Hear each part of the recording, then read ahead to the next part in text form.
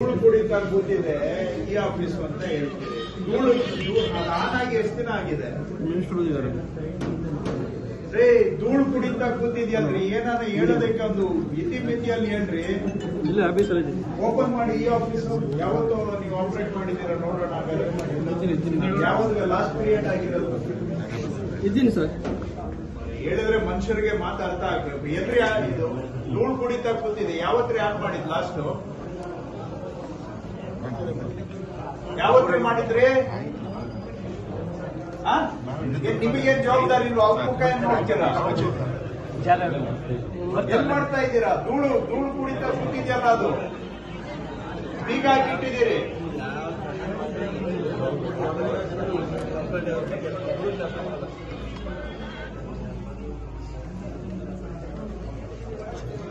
ಯಾರ್ರಿ ಜವಾಬ್ದಾರಿ ಇದಕ್ಕೆ?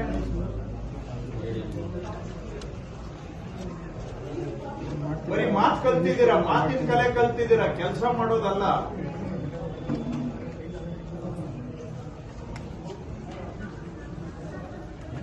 ಏನಕ್ಕಿದೆಲ್ಲ ಕೊಟ್ಟಿರೋದು? ಧೂಳು ಕುಡಿಯೋದಕ್ಕ?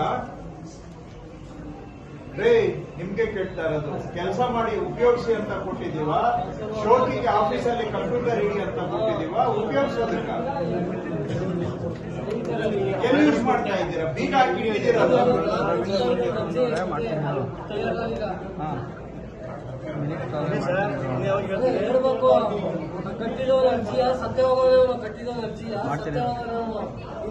ಒಂದು ಸಿಂಪಲ್ ಆಗಿ ಹೇಳಿ ಕೆಲಸ ವಿಡಿಯೋ ಮಾಡ್ತಾರೆ.